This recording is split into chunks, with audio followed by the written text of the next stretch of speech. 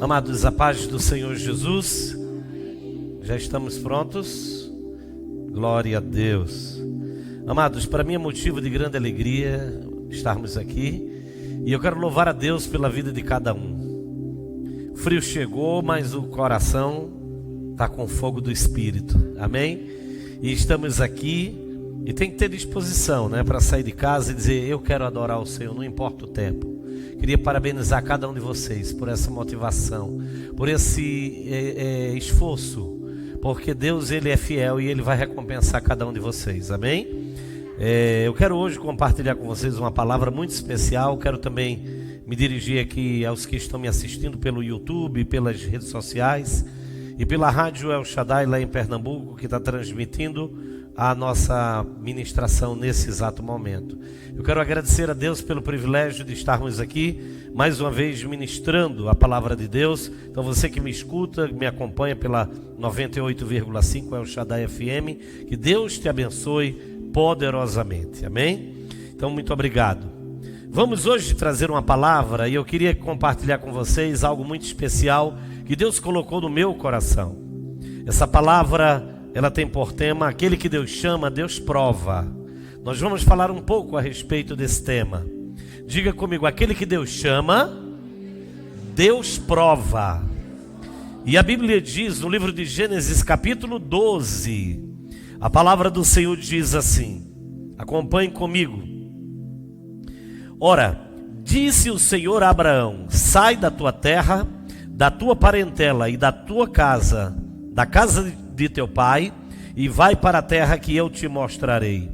De ti farei uma grande nação, e te abençoarei, e te engrandecerei o nome. Se tu uma bênção, abençoarei os que te abençoarem, e amaldiçoarei os que te amaldiçoarem. Em ti serão benditas todas as famílias da terra. Partiu, pois, Abrão, como lhe ordenara o Senhor, e Ló foi com ele. Tinha Abrão 75 anos quando saiu de Harã. Levou Abraão consigo a Sarai, sua mulher, e a Ló, filho do seu irmão, e todos os bens que havia adquirido, e as pessoas que lhe acresceram em Harã. Partiram para a terra de Canaã e lá chegaram. Amém. Pai, te louvamos por essa palavra. Flui em nossas vidas. Me usa, Pai, nesse momento, que teu Espírito Santo me use e que eu possa ser um canal desobstruído para abençoar o teu povo, esta nação, as vidas que me acompanham, em nome de Jesus. Amém e amém. Pode se assentar, podem se assentar, glória a Deus. Para quem ainda não me conhece, eu sou o apóstolo Marcos Campelo e estamos aqui para servi-los. E a igreja El Shaddai, ela está de portas abertas sempre para cada um de vocês, amém? A igreja El Shaddai é uma igreja bíblica, 100% bíblica, uma igreja que crê unicamente no Senhor e Salvador Jesus Cristo, o Yeshua HaMashiach, o Todo-Poderoso. É uma igreja também que crê nos dons do Espírito Santo, uma igreja que ela é pentecostal, uma igreja renovada também, e essa é as características principais do nosso ministério, amém? E além disso, ensino. É uma igreja muito voltada para o ensino e para a edificação e para o preparo do obreiro. Hoje eu quero compartilhar com vocês essa palavra que tem por tema: aquele que Deus chama, Deus prova. Nós lemos um texto baseado no livro de Gênesis, no capítulo 12, que fala Deus chamando um homem comum. Não era um homem que tinha um nome especial, era um homem comum perante toda a sociedade a qual ele vivia. E o nome deste homem era Abrão, não era Abraão, era Abrão. E quando Deus chama Abrão e diz para ele que tem um propósito na vida dele, E Deus o chama e estabelece na vida dele promessas e alianças profundas. Mas quando Deus estabeleceu aliança com Abraão e profetizou sobre a vida de Abraão, Deus pediu para Abraão, ele atender alguns pontos necessários para Deus agir na vida dele. Tem coisas, e normalmente é assim, muita gente quer que Deus haja, quer que Deus faça, quer ser detentor das bênçãos de Deus também. Mas normalmente, quando Deus, ele faz aliança com uma pessoa, Deus exige, cobra algumas coisas da nossa vida. Não é simplesmente esperar que a bênção venha. Você tem que entender que Deus, ele trabalha numa relação conosco de mão dupla. Deus fala, Deus pede, você responde. Então, não é um monólogo, é um diálogo. Então, Deus, ele sempre estabelece essa relação de mão dupla. Deus vai dar, mas você vai também ter que oferecer algo. Na Bíblia Sagrada, eu já li a Bíblia 39 vezes. E em todas as passagens bíblicas de alta relevância, que nos traz esse ponto, nos leva que Deus, ele sempre prova e sempre ele pede algo de nossa vida. Sempre, sempre. Então a gente hoje está focando na vida de Abrão. E Deus fala para Abrão e diz, olha, sai da tua terra. Veja que sair da terra não é fácil. Ele deveria ter propriedade, ele deveria ter seus bens, ele deveria ter sua família, né? Toda a vida dele estava ali. Ele não era um garotinho, era um homem de 75 anos. E quando Deus chama Abraão, Deus chamou Abraão com 75 anos. Então, Deus diz, sai da tua terra. E além de sair da tua terra, Deus diz, sai da tua parentela. Deixa os parentes de lado. E depois diz, sai da casa de teu pai. 3 coisas difíceis de se fazer. Sair da terra natal, deixar a parentela do lado e sair da casa do pai. São coisas difíceis de se fazer. Mas Deus pediu para Abrão fazer isso. E se Deus estava prometendo algo a Abrão, Abraão tinha que corresponder. E Abrão estava disposto a corresponder. E Abrão fez justamente o que Deus lhe pediu. Ele saiu da terra de Ur dos Caldeus. Ele deixou a sua parentela para trás. E ele deixou a casa de seu pai. 3 coisas difíceis. E Deus continua pedindo para Abrão. Não parou por aí. E disse, agora vai para a terra que eu te mostrarei. E como se chama? Não tem nome. Onde fica? Ninguém sabe. Vai andando, vai caminhando, que lá eu te mostrarei. Deus não disse, eu te mostro aqui aonde tu vais. Deus disse, lá eu te mostrarei. Lá do outro lado. Então Deus queria passos de fé, passos firmes na vida de Abrão. E Abrão sai da sua terra, deixa sua parentela, sai da casa de seu pai, e ele vai para uma terra que está no coração de Deus, que ninguém conhece, que ninguém sabia onde era que era, não tinha direção, não tinha um mapa, não tinha uma bússola para dizer, olha, por aqui, por ali. Não, ele tinha que obedecer simplesmente o comando de Deus. E era a maior bússola, era a melhor direção. E ele acreditava no chamado de Deus. E era um homem de muita fé. E Deus, quando viu que ele estava com o coração aberto para agir à altura, Deus disse, farei de ti uma grande nação. Veja, para Deus falar isso, Deus teve que pedir algumas coisas. Houve umas prerrogativas. E aí Abrão atende. Sai da terra, deixa a parentela, sai da casa do pai e vai para uma terra que ele não conhece, ninguém nunca nem ouviu falar. E ele continua caminhando, caminhando e andando, e andando, e andando. E Deus faz promessa para ele quando viu que ele atendia os pré-requisitos. Nós temos uma tendência a querermos o melhor de Deus e estamos normalmente oferecendo para Deus o nosso pior.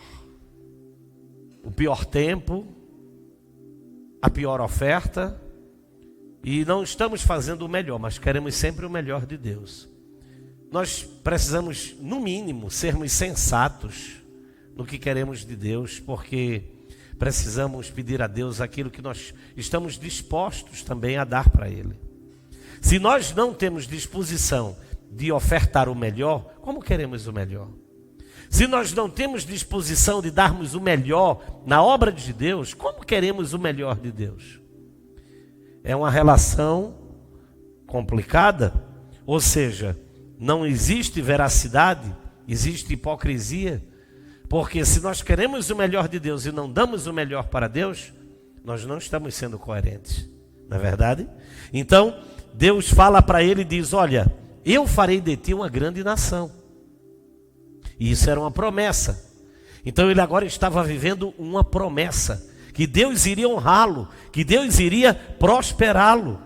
E Deus ainda diz, olha, não te preocupa, porque eu abençoarei os que te abençoarem, e amaldiçoarei os que te amaldiçoarem. Não se preocupe com quem vai falar, quem vai te detonar, quem vai te criticar. Não, quem vai te perseguir. Eu abençoarei os que te abençoarem, e amaldiçoarei os que te amaldiçoarem. Então ele estava debaixo de uma promessa, e ele acreditou, e ele confiou, e ele acreditava que Deus iria fazer ele um homem poderoso, e que Deus iria honrá-lo. E Deus tinha dito, farei de ti uma grande nação. Ele poderia pensar, mas como vai sair de mim uma grande nação? Eu já sou casado com Sarai, não tenho filho. As incógnitas, as dúvidas poderiam reverberar, né? E afluir nos seus pensamentos. E ele poderia dizer, poxa, como é que eu vou ser pai de grandes nações? Como eu serei uma grande nação? Porque Deus foi específico, de ti eu farei uma grande nação. De ti, não era de terceiros, de ti, de você sairá uma grande nação. Então era uma promessa específica, não era uma palavra genérica que cabia para todo mundo, era para ele, unicamente para ele. E ele acreditou, mesmo enfrentando dificuldades no seu relacionamento conjugal, aonde ele não podia ser pai, aonde ele não podia ter filhos. Por quê? Porque a sua mulher era estéril. Então ele poderia até duvidar e poderia amarelar e dizer, não estou entendendo o que Deus está falando. Será que é Deus mesmo? Porque minha mulher é estéril. Como é que essa palavra é para mim? Eu já estou num relacionamento com ela há muito tempo. Ele já vivia com Sarai e não tinha filhos. E ele podia questionar, ele podia duvidar, mas ele não fez. E ele acreditou, e ele confiou no Senhor. E ele tomou posse da palavra, farei de ti uma grande nação. Deus, irmãos, quando chama, Deus prova. Cada um aqui de nós temos um chamado. Cada um de vocês aqui tem um chamado. E Deus, ele tem um chamado poderoso para cada um aqui. Muitas vezes as pessoas não valorizam o seu chamado. Muitas vezes as pessoas querem um subsídio muito grande para tirar o pé daqui e botar ali. E Deus normalmente não age assim. Normalmente Deus quer que nós nos esforcemos. Como ele falou para Gideão, você está lembrado? Vai na tua força, varão valoroso, porque eu sou contigo. A mesma frase Deus falou para Josué, vai na tua força, eu estou contigo. Então Deus, ele quer que você bote força, se esforce, se sacrifique, porque Deus, ele quer que você tenha uma predisposição de servi-lo. Se você não tiver essa predisposição de servi-lo, como Deus vai estar investindo numa pessoa que não tem interesse algum de fazer um sacrifício pelo reino de Deus? Todos os homens que Deus os chamou, eles fizeram um grande sacrifício. Moisés, não é preciso se falar, ele deixou o império, ele deixou de ser príncipe, vivia no apogeu, na riqueza, largou tudo para começar o seu ministério. Se a gente vê a vida de Gideão, Gideão teve que enfrentar o pai, os ídolos, derrubar os ídolos, enfrentar uma nação inteira, e depois ter que enfrentar 1 milhão de midianitas. Mas Deus, na hora da dificuldade, dizia sempre: eu sou contigo, vai na tua força, bota a força, eu estou contigo, bota a força, te esforça, faz o teu, o meu é garantido, faz o teu, faça o seu, que eu vou honrar a sua vida. Então Deus, ele fez isso na vida de Josué, na vida de Caleb, na vida de Abraão, na vida de Elias, na vida de Eliseu e na vida de todos os heróis da fé. Então nós precisamos entender que Deus trabalha nesta linha. A pedagogia de Deus é dessa forma. Deus, ele trabalha nos ensinando que nós precisamos sacrificar. Então nós temos que entender que Deus, ele quando chama, Deus prova. Então quando Deus prova, ele está querendo justamente tirar de você o seu melhor empenho, a sua melhor atitude, a sua melhor dedicação, o seu melhor gesto para Deus. Deus, ele está querendo derramar das suas grandes bênçãos hoje na sua vida. Abraão teve que sair da terra dele, da fazenda dele, do sítio dele, deixou a parentela, saiu da casa do pai, se afastou de todo mundo e foi para uma terra que ele não sabia onde era, e ele começou a andar, feito cego em tiroteio, mas ele não estava duvidando de nada, ele estava confiante que Deus estava colocando ele no caminho. Amém? Então ele vai e recebe uma promessa que lhe anima, e Deus diz: farei de ti uma grande nação. Aonde a mulher dele era estéril, era um monte de coisa contra a vida de Abrão, um monte de coisa contra, soprando contra, esterilidade, longe da família, longe do que lhe pertencia, não tinha pai para lhe ajudar, não tinha ninguém para lhe orientar, e ele estava caminhando numa terra que nem direção tinha, não tinha uma localização específica. Aqui dentro existia uma guerra espiritual muito grande na mente de Abraão. Mas mesmo essas guerras, esses pensamentos, esse volume de pensamentos que vinham para levá-lo a duvidar de Deus, ele deixou todos os pensamentos caírem por terra. Ele preferiu confiar no Senhor. Ele não andou pelo sentimento, ele não andou pelo que via, ele não andou pelo que ouvia, nem pelo que sentia, mas ele andou pelo que cria, ele andou pelo que cria. E é isso que Deus está querendo que você comece a fazer.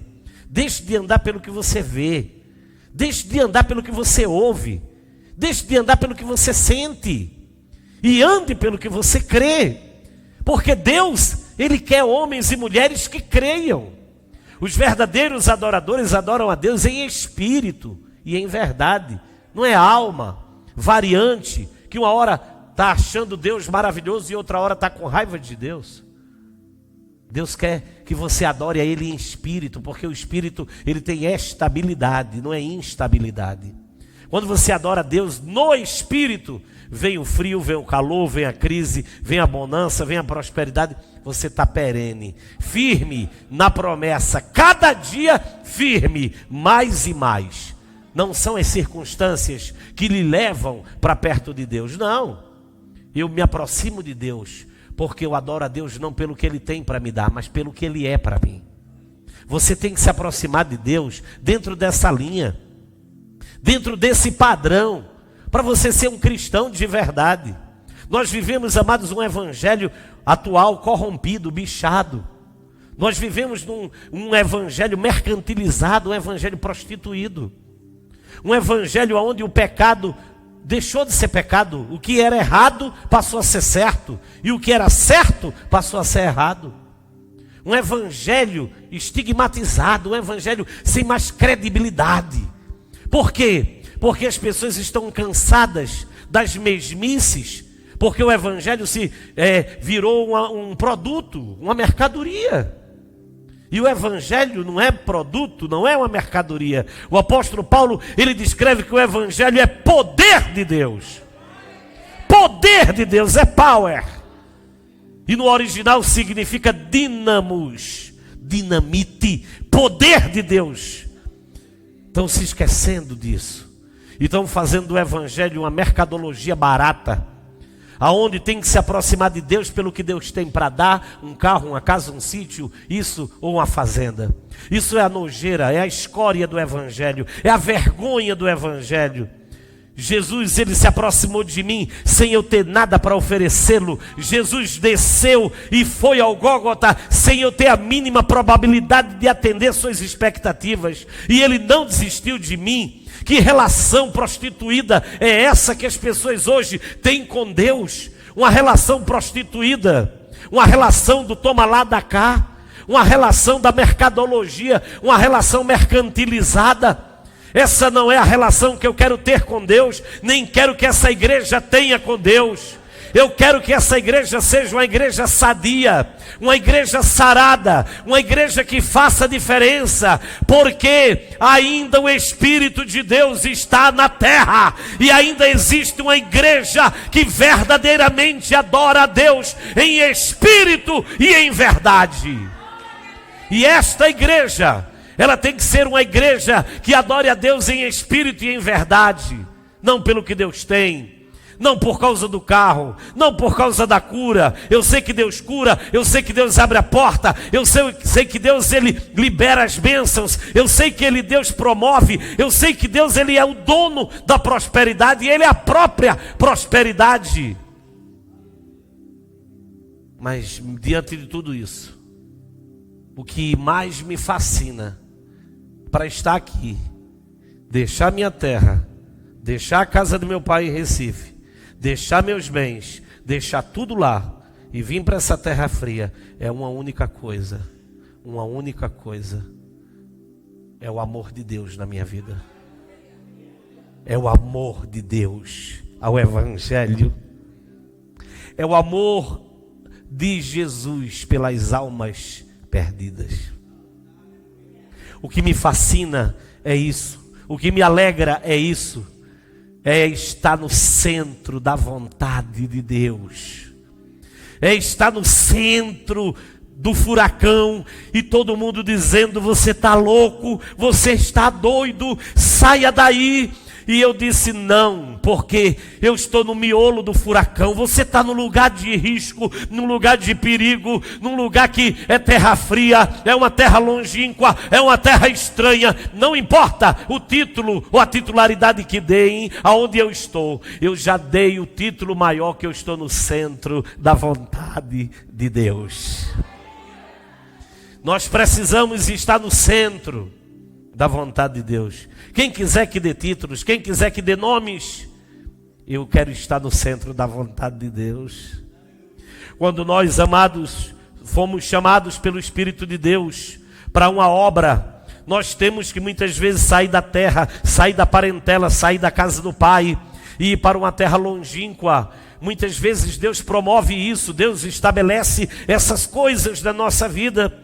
E quem está de fora diz: você aqui tem mais, aí você está tendo bem menos. Eu disse: mas eu estou no centro da vontade de Deus. Mas olha, aqui você tem tudo, e aí você não está com muita coisa, mas eu estou no centro da vontade de Deus. Olha, aqui você tem seus bens, sua casa, você tem sua família, você tem uma igreja enorme que lhe ama. Mas eu disse: mas aqui eu estou pregando muitas vezes para 3, para 5, para 4, para 2, mas eu estou no centro da vontade de Deus.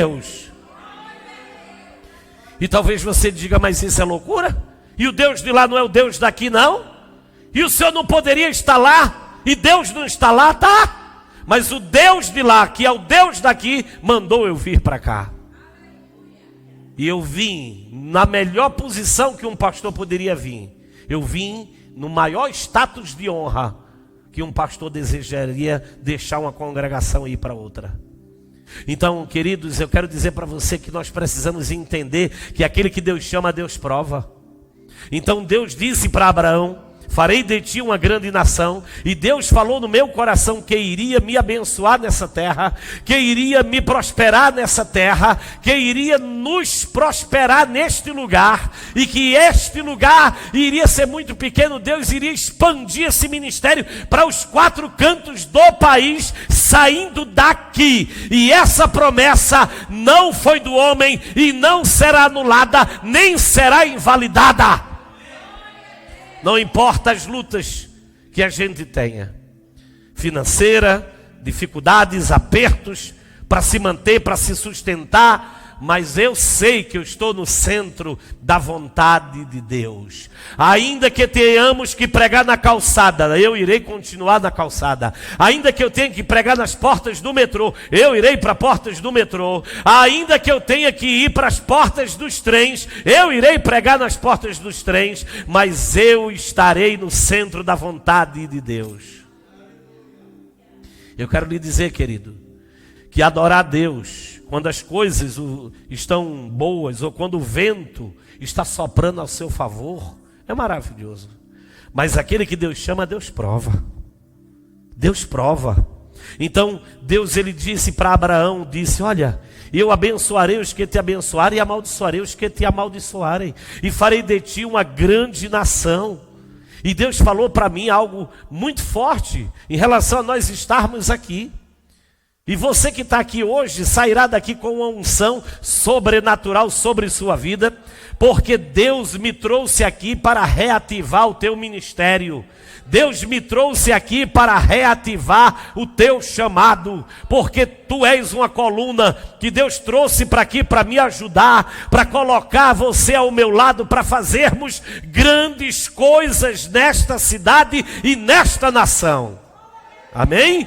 Você participe desse projeto de Deus, porque dentro de pouco tempo você vai estar participando de um dos maiores projetos que Deus está levantando para esta nação. Tudo que Deus levantou nesta nação começou muito pequeno. Talvez você olhe hoje e tem pouca gente ainda na igreja, e hoje está muito florido, Deus tem abençoado, e glória a Deus.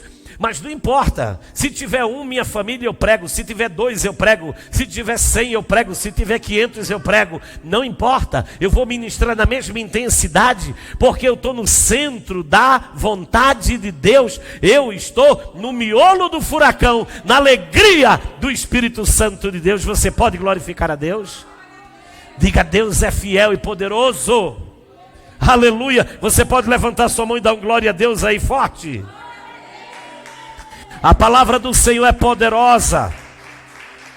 Deus, ele é fiel. Aquele que Deus chama, Deus prova.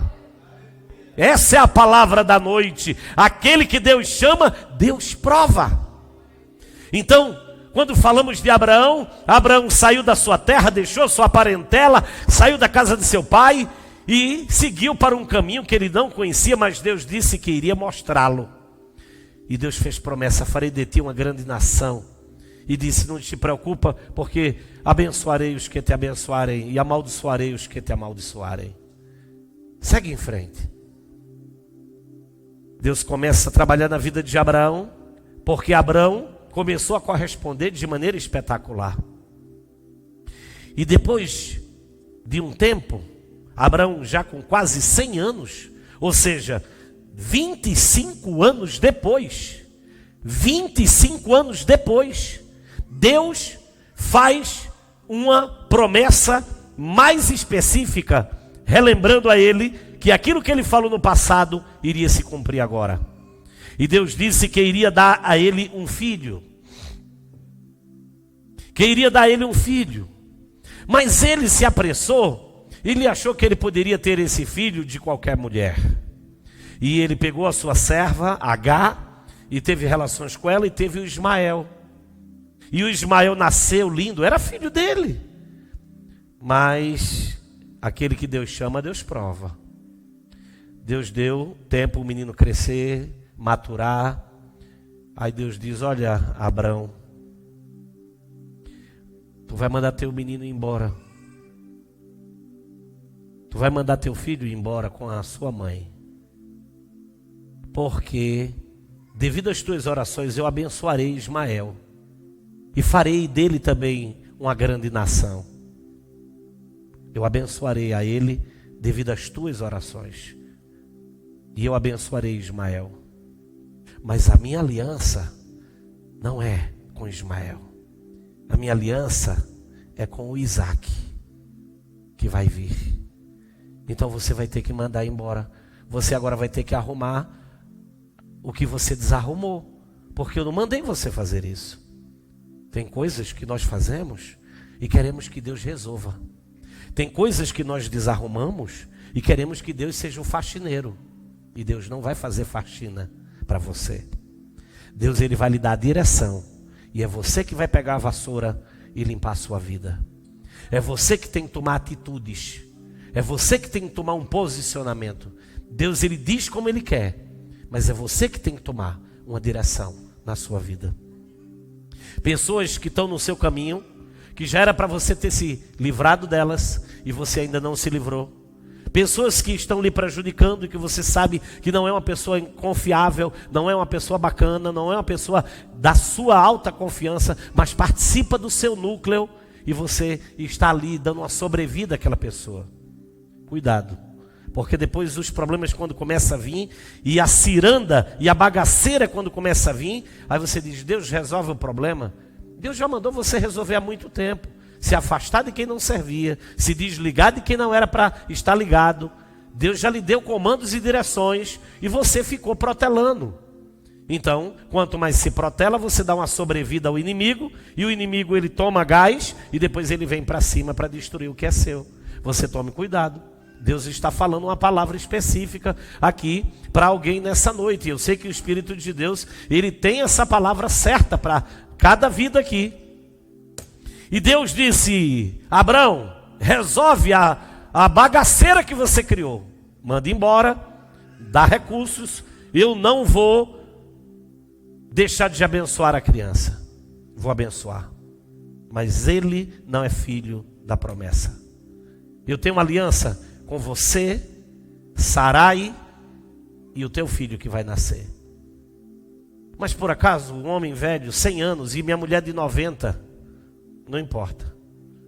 Você vai ser pai de grandes nações. E a minha aliança é com o Isaac. Tem coisas que a gente quer atalhar. Sabe o que é fazer um atalhozinho? Não faça não. Com Deus o atalho sai mais caro. Com Deus o atalho só dá para trás. O caminho é esse. Nós não vamos pegar por aqui.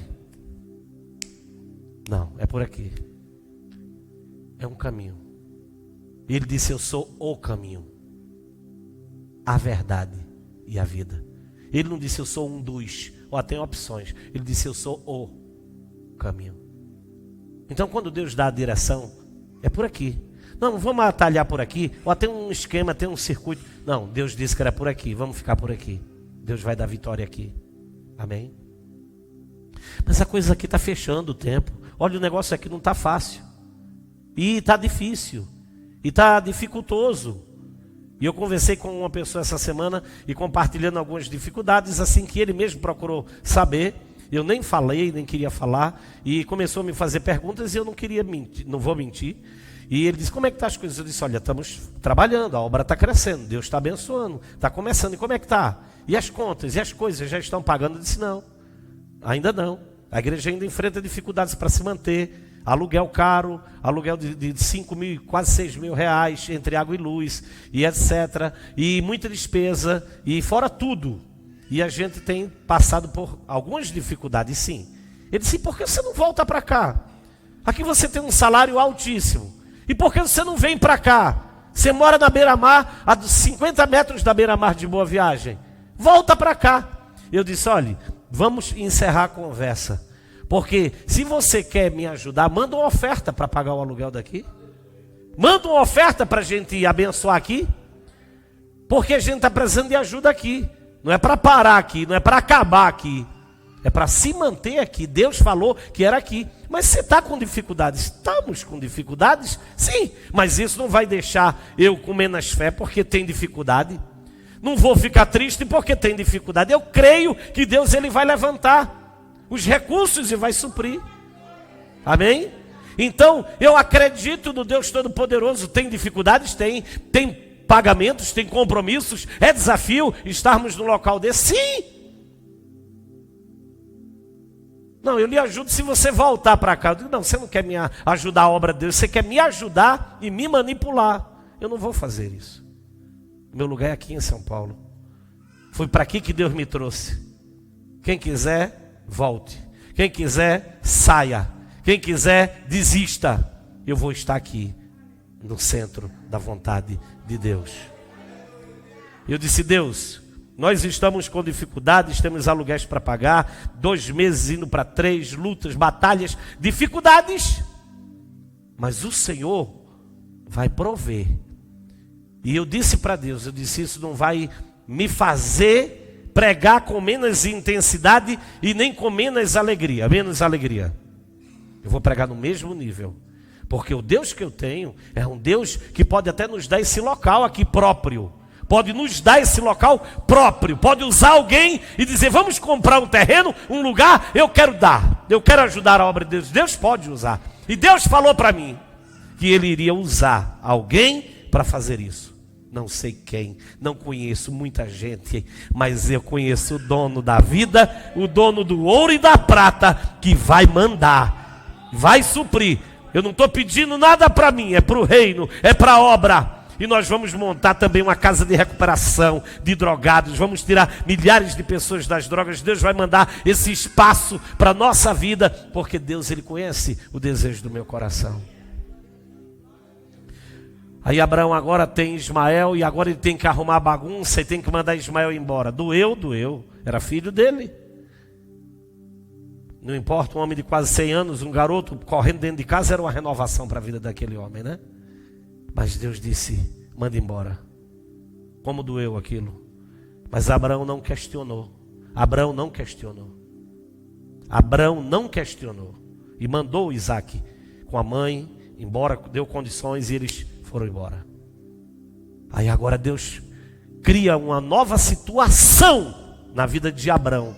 E chama Abraão para uma reunião. Deus manda os anjos dele lá, tem uma conversa com Abraão. E diz: Abraão, a partir de hoje teu nome não será mais Abrão, será Abraão. Vai ter o A de Adonai aí no meio do teu nome, vice. E Sarai não vai ser Sarai, vai ter no final Sara. Agora, o A de Adonai também. Porque Abrão quer dizer homem sem prosperidade, homem sem crescimento, sem frutificação. E Sarai quer dizer mulher estéril. E Abraão quer dizer pai de grandes nações. Por isso que eu estou mudando tua identidade. Estou botando um A mais no teu nome. E Sarai não é mais Sarai, é Sara. Sara quer dizer mãe de grandes nações. Moral da história, eles creram no que Deus falou. Eles acreditaram no que Deus estava falando. E começou pai de grandes nações para lá, mãe de grandes nações para cá. Não era mais Abrão, agora era Abraão. Imagino, aqueles que trabalhavam com Abraão, dizia, está caducando, né? 100 anos, já está velhinho. Já está viajando. E Sara dizia, ô pai de grandes nações, vem almoçar. Aí ele, mãe de grandes nações, um minutinho. E começou a plantar, a viver. Deus te trouxe aqui para mudar a tua identidade. Tua identidade não é de perdedor, é de vencedor. Tua identidade aqui, meu querido, não é uma identidade de atrapalhado, mas um homem definido e claro, de uma mulher que sabe o que quer e de um homem que sabe o que quer. Deus está hoje estabelecendo identidade de vencedor na sua vida. Deus está estabelecendo identidade de vitorioso na sua vida. E você vai prosperar, porque Deus, Ele vai hoje te honrar. Aquilo que era estéril na tua vida vai começar a florescer. Porque Deus hoje está te trazendo a identidade da prosperidade. Deus está te trazendo a identidade da vitória, da bênção, da alegria. E Ele está dizendo, olha, quer que eu mude mesmo tua identidade? Eu vou mudar. Como é teu nome? Aí você bota João de Jesus, Maria de Jesus, Pedro de Jesus, Marcos de Jesus. Bota no teu sobrenome sempre, eu sou de Jesus. O Yeshua. O Yeshua. Deus, Ele hoje está mudando tua identidade. Talvez você tenha olhado para a vida e tenha dito, eu não tenho tanta sorte. Você não precisa de sorte. Você precisa de Deus. Porque Deus é quem muda a sorte do homem. A sorte não muda as pessoas. Mas Deus muda a sorte e Deus muda as pessoas. Você está precisando de Deus na sua vida, de orar mais, de investir mais na obra de Deus, de buscar a presença de Deus. Você está precisando disso. E Abraão começou agora a profetizar. Sara, Abraão, pai de grandes nações, para cá, mãe de grandes nações para lá. Daqui a pouco Sara começa a ter uma gravidez maravilhosa, como tinha sido profetizado. 9 meses depois nasce o Isaac. Lindo, maravilhoso, promessa cumprida, promessa fiel. E Deus deixa o Isaac crescer, alegria, maravilha. Mais de 100 anos já, Abraão já deveria ter uns 114, 117 anos, eu acredito. E ali o garoto crescia em graça, mas era um garoto que temia Deus. Porque via Deus no pai. Ele via Deus no próprio pai. Aí Deus disse, Abraão, fala, Senhor. Tem um negócio para tu. Fala. Eu quero que tu suba o monte Moriá e mate teu filho lá. Sacrifica teu filho lá. É isso mesmo? Não tem problema. Eu quero que você sacrifique seu único filho para mim, lá no Monte Moriá. Essa palavra sacrificar é bonitinha. Ela dá uma retórica. É matar. Deitar ele lá e matar para mim. Sacrificar para mim. Ele disse, tá feito. Só que o rapaz já era um rapaz, o menino já era um rapaz, agora não era mais um bebê. E agora ele chama seu servo e diz, olha, prepara aí a jumenta, nós vamos sacrificar, vamos para o monte Moriá, sacrificar. E quando ele chega no pé do monte, vai ele, Abraão, Isaac e o seu servo. E ele disse, subiremos, sacrificaremos, adoraremos ao Senhor e desceremos. Veja a palavra de confiabilidade que ele tinha no Senhor. Ele disse, não importa quantas vezes eu sacrifique meu filho, Deus me devolverá ele intacto, perfeito. Porque o Deus que eu sirvo, Ele não pode quebrar sua promessa. É assim que Deus faz. Só que quando ele chega em cima do monte, ele tem a resposta mais difícil de se dar.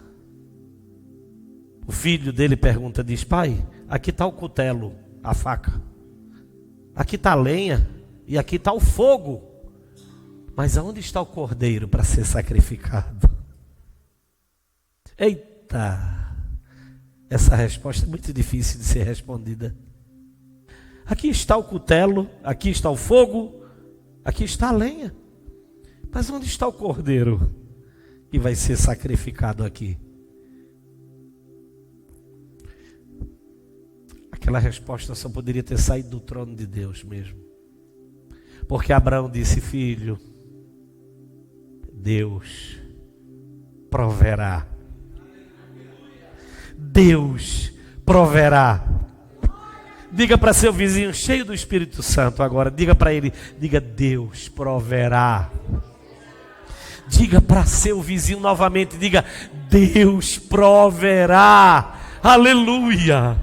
Deus proverá. Aleluia. Deus proverá. Ele disse, tá bom, pai, então amém. Aí daqui a pouco vai o pai amarrando o filho e disse: filho, hoje vai ser você o sacrifício. Ele disse: sou eu, pai? Tudo bem, amarra aí. Amarra aí, pai, capricha. Se sou eu o sacrifício, amarra.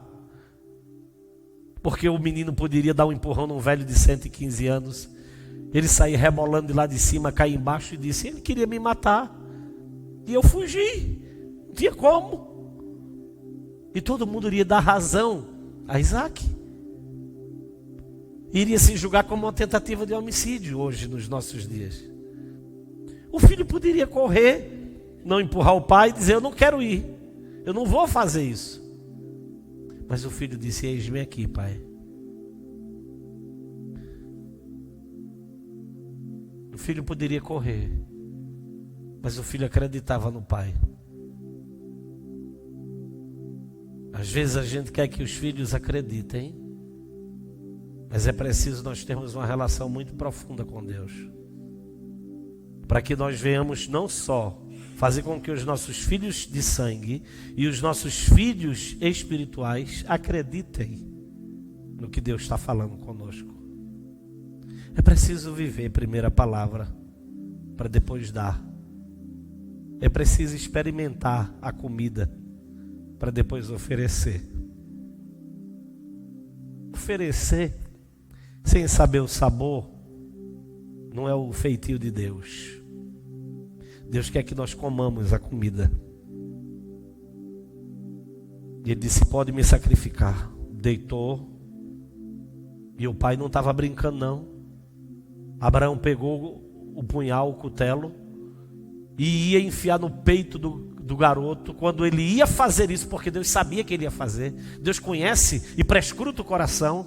Ele não estava ali fazendo, atuando, brincando, não. Ele estava para fazer. E quando ele ia fazer, Deus disse: para, Abraão, porque eu já provei a tua fé. Eu me provi já de um novilho que está ali enganchado no mato. Pega ele e sacrifica em lugar do teu filho. Como tu não me negastes o teu único filho, eu também não negarei o meu único filho para vocês. Um gesto que chamou outro gesto. Uma atitude que reverberou no reino do Espírito, que trouxe o Yeshua para a nossa vida. Quando ele disse: está aqui sacrificado o meu Isaac, e Deus viu que ele não estava brincando, e disse: ele como homem teve coragem de sacrificar o seu único filho. Eu não negarei o meu único filho para essa humanidade. Eu quero dizer para você, filho, que tem gestos que você precisa fazer, que Deus ele vai liberar as coisas para a tua vida. Tem gestos que você precisa fazer, que Deus ele vai arrebentar e ele vai te prosperar nos quatro cantos da terra. Mas Deus está esperando uma atitude sua. Não é preciso deixar a casa cair. Deus ele está querendo uma atitude sua. Pegue uma linha, pegue um tronco e coloque embaixo e diga que é um esteio, a casa não vai cair. Deus está querendo atitudes do povo dele. Homens e mulheres que se predisponham a dizer: eis-me aqui. Não importa, não importa, eis-me aqui. Fala, Senhor. Abraão agora desce com Isaac. Isaac poderia descer traumatizado, poderia descer um garoto doente e dizer: meu Deus, eu não confio mais no meu pai. A filmagem está passando na minha cabeça e meu pai queria me matar. Meu pai é um assassino em potencial. Ele poderia fazer isso novamente. Eu até dormindo, ele poderia sair dali doente emocionalmente, mas nunca. Porque quando Deus faz perfeito. Deus faz perfeito. Deus te trouxe hoje aqui, filho, para dizer que quando você sacrifica, quando você faz algo para promover o reino de Deus, para promover a obra de Deus, Deus honra a sua vida. Deus honra a sua vida de maneira sobrenatural. Existe algo grande que Deus está querendo liberar para a sua vida. É algo grandioso que Deus está querendo liberar. Mas Deus está dizendo: sacrifica, sacrifica, sacrifica. E quando, meu irmão, nós fazemos contas com Deus, nós não sacrificamos. Porque quem calcula o valor do sacrifício é incapaz de sacrificar. Quem calcula o valor do sacrifício é incapaz de sacrificar.